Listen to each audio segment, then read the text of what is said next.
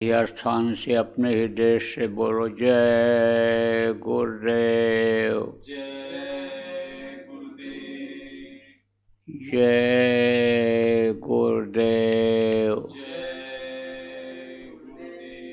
जय गुरुदेव। जय गुरुदेव। जय गुरुदेव। जय गुरुदेव नाम किसका। प्रभु का। जय गुरुदेव नाम किसका। प्रभु का।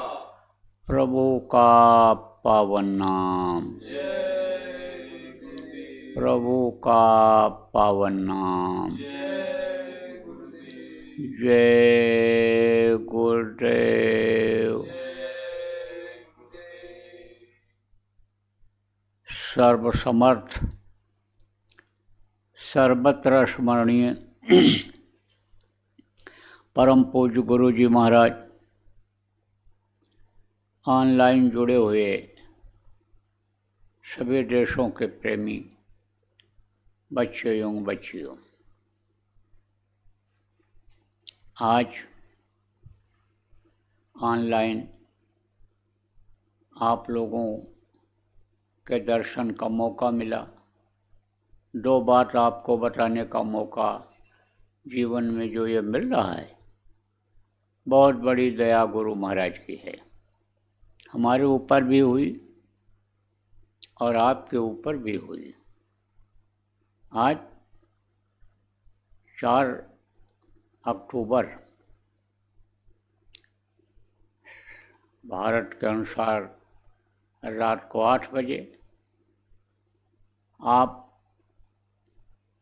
लोगों से कुछ बात करने का गुरु महाराज ने मौका जो दिया है, यह मौका और यह अवसर महत्वपूर्ण है। देखो प्रेमियों, यह परिवर्तनशील संसार है, यहाँ बदलाव होता रहता है। अच्छाई रहती है और बुराई का भी बीज पड़ा रहता है। तो जब लोगों का खान पान बिगड़ता है, चाल चलन बिगड़ता है, तब बुराइयां बढ़ जाती हैं। और जब बुराई बढ़ जाती है, लोगों के कर्म खराब हो जाते हैं, प्रकृति के भगवान के नियम के खिलाफ आदमी काम करने लगता है, तब उसको सजा मिल जाती है। उसका रक्षा करने का भी बहुत तरीका है, उसको देने का भी बहुत तरीका है, और लेने का भी वो जानता है, सजा देना भी जानता है। कौन?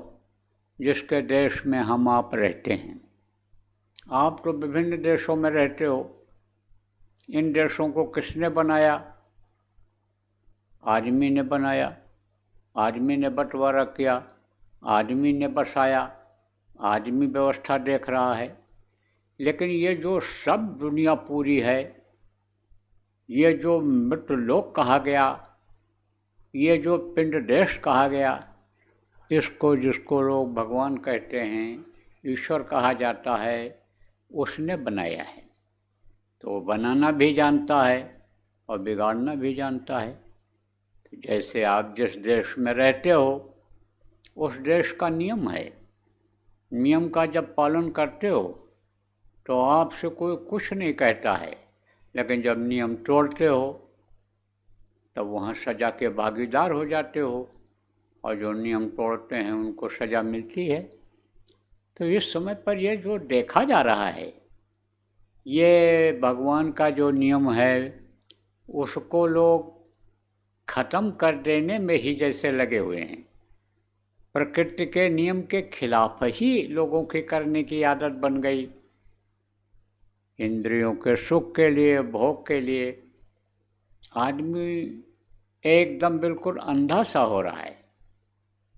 तो वो नहीं जानकार हैं, उनको कोई बताने वाला नहीं मिल रहा है। आप लोग संत मत से जुड़े हुए हो, आप लोग सत्संग सुनते रहते हो, सत्संग में आते रहते हो, भजन ध्यान सुमिरन जो बताया गया, गुरु महाराज ने जो बताया, उसको आप करते हो। तो आप देखो भ्रम और भूल में मत पड़ जाना कि ये हमारे पड़ोसी हैं, ये हमारे देश के हैं, ये हमारे साथ काम करते हैं, इनके पास मैं उठता बैठता हूँ, तो जो ये करते हैं वही मैं भी करूँ। और अगर किसी भी लालच में, लोभ में अगर आप उनके साथ पड़ जाओगे तो उनकी जैसी आदत आपकी हो जाएगी और आप भी भगवान के नियम के खिलाफ काम करोगे तो आप भी सजा के भागीदार हो जाओगे। नियम का उल्लंघन जब कोई करता है, नियम के खिलाफ जब कोई काम करता है तो सजा सबको मिलती है। जैसे कत्ल करने का है, मारने काटने का है, अन्य अपराध में जो चीज़ आती है उसको कोई भी करता है तो सजा मिलती है। इसलिए सब मिला करके आपको ये समझने की ज़रूरत है प्रेमियों कि अन्न दोष, संग दोष, स्थान के दोष से बचना है। अन्न दोष किसको कहते हैं? जैसे बहुत से लोग ऐसे हैं कि जो ये नहीं देखते हैं कैसा अन्न है, क्या है, कहाँ बना है, कौन बनाया है, मांस पकता है कि शाकाहारी बनता है, इसमें पेट भरने के लिए ध्यान नहीं देते हैं और खा पी लेते हैं तो उसका असर आ जाता है। बुद्धि पर सीधे असर पड़ता है, सीधा असर बुद्धि पर पड़ता है। जैसे जो चीज़ आदमी खाता है पेट में जाता है तो पेट के ऊपर असर आता है, कि उस पर जो खून बनता है उससे खून के ऊपर असर आता है। अच्छा खून बनता है, खराब खून बन जाता है, गंदा हो जाता है। ऐसे सीधे खान पान का असर बुद्धि के ऊपर आता है। इसलिए सब मिला करके ये बात समझो आप कि ये जो मांसाहार है, ये जो अंडा मछली है जिससे जीव की हत्या होती है, वैसा भोजन नहीं खाना है। जीव हत्या में भागीदार नहीं बनना है, क्योंकि जो जानवरों को मारता है, काटता है, लाता है, पैक करता है, बनाता, खाता, खिलाता है, सबको बराबर पाप लगता है। तो बच्चे और बच्चियों, प्रेमियों, पाप से बचना है। पाप का बहुत बड़ा बोझा होता है।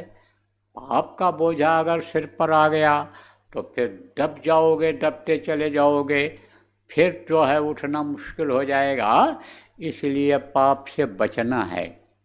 देखो ऐसे नशे का सेवन जो लोगों ने फैशन बना लिया, जो जानकार नहीं हैं या जानकारी होते हुए भी आदत के गुलाम बन गए, मन के गुलाम बन गए हैं और ऐसा नशा का सेवन करते हैं कि जिससे होश में नहीं रह जाते, बुद्धि खराब हो जाती है। तो आप जानकार हो, आपको बताया समझाया जा रहा है, आप इसमें मत फंसना। आपको इस बात समझ में आ जाना चाहिए, इसमें मत फंसना। और साथ का असर होता है, साथ का रंग बहुत जल्दी चढ़ता है, तो साथ से भी बचो, बुरे लोगों से बचो। और रहना तो आपको उन्हीं लोगों के बीच में है, मांसाहारी शराबियों के बीच में भी आपको रहना, आना जाना पड़ेगा, लेकिन उनका रंग आपके ऊपर न चढ़ने पावे।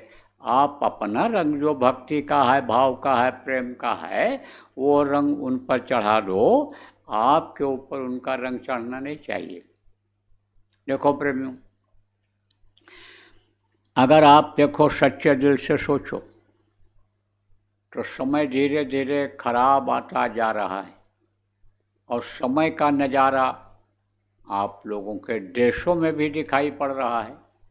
और जो जानकार हो, आप टीवी समाचार देखते, सुनते, पढ़ते हो, दुनिया के ऊपर नज़र रखते हो, देखो क्या हालत हो रही, कितने आदमी मर रहे हैं। आदमी मारने में किसी को दया ही नहीं आ रही है। उनको क्या पता है कि यह मनुष्य मंदिर है, यह मनुष्य शरीर रूपी मंदिर है, यह जिस्मानी मस्जिद है, ये गुरुद्वारा है, इसमें भगवान का स्थान है, प्रभु इसमें निवास करता है। वो तो कुछ नहीं, जुनून सवार हो गया। बस किस बात का कि हम बड़े, हम बड़े, अहंकार में देखो आदमी मरवा रहा है लोगों को। और उसकी कोई गारंटी है कि उसकी मृत्यु नहीं होगी। जो जस कीन सो तस फल चाखा, कहा गया जो गल काटे और का, अपना रहा कटाए, साहब के दरबार में बदला कहीं न जाए। कोई ये सोच ले मारने मरवाने वाला कि भाई हम अमर होकर के आए हैं, तो कोई अमर होकर आया है? सबको शरीर छोड़ना पड़ेगा। अब ये जरूर है कि कुछ ऐसे हैं कि जो उम्र पूरी करके जाते हैं, कुछ ऐसे हैं कि जैसे कहा जाता है कि कांटा बोओगे तो कांटे पर तुमको चलना पड़ेगा, तुम फूल पर कैसे चल सकते हो? अगर आप आम का पेड़ लगाओगे तो आम खाओगे, बेर का पेड़ लगाओगे तो कांटेदार पेड़ रहेगा। कैसे वो अनिचिकना पत्ते का हो सकता है, चिकनी दाल हो सकती है, कांटे भी कांटा विहीन हो सकता है। तो ये चीज़ समझने की ज़रूरत है कि भाई जो दूसरे के यानी जान के ऊपर नहीं यानी दया करेगा, तो उसके जान की कोई गारंटी रहेगी? वो कोई अमर होकर आया है। इसलिए इस चीज़ को समझना चाहिए कि भाई यानी समय खराब आता जा रहा है, और वो खराब समय कब कहाँ आ जाए, किसके ऊपर आ जाए, कुछ नहीं कहा जा सकता है। तो उससे बचने का केवल एक यही रास्ता है कि बचेगा साध जन कोई, जो यानी बचेगा साध जन कोई जो गुरु से नेह लगाएगा, प्रभु से प्रेम करेगा, जो साधना करेगा, उसी की बचत होगी। और नहीं तो बज रहा काल का डंका, कोई बचने न पाएगा। तो इसलिए काल का डंका जो बज रहा है वो आप ये समझो सुनाई पड़ने लग गया, दिखाई पड़ने लग गया, और जब तेज बज जाएगा तो उसमें बहुत लोग चले जाएंगे, दुनिया संसार की आबादी कम हो जाएगी। आप ये समझो फिर उस समय पर क्या होगा? जो धन इकट्ठा करने में लगे हुए हैं, मान प्रतिष्ठा इज्जत बढ़ाने में लगे हुए हैं, उनका कुछ रह जाएगा? उनका क्या हाल होगा? इसलिए थोड़ा सा समझने सोचने की आप सब लोगों को ज़रूरत है। आप जहाँ भी रहते हो, जिस भी देश में रहते हो, आप मेहनत ईमानदारी से काम करना और देश के प्रति प्रेम बनाए रखना।